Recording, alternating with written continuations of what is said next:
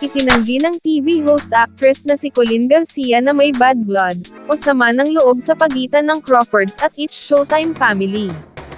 Ito ang nilinaw mismo ng aktres, matapos siyang tanungin ng ilang miyembro ng entertainment press, sa naganap na black carpet ng Preview Ball 2023.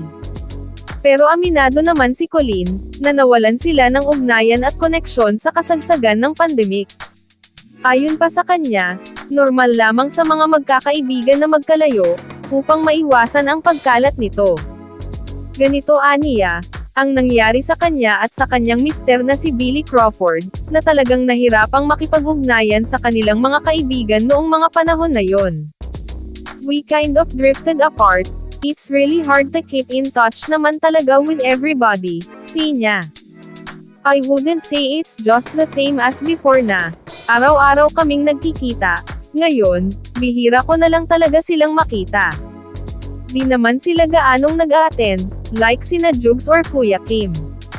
So hindi lang naman din sila talaga nakikita, paliwanag pa niya. Gayunpaman, hiniling ng aktres na magkaroon ng tsansa na makabonding niya ulit ang dating It's Showtime family.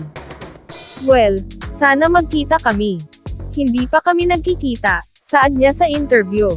Dagdag pa niya, actually, ngayon na lang ako nag-i-event uli, ngayon na lang ako lumalabas ulit.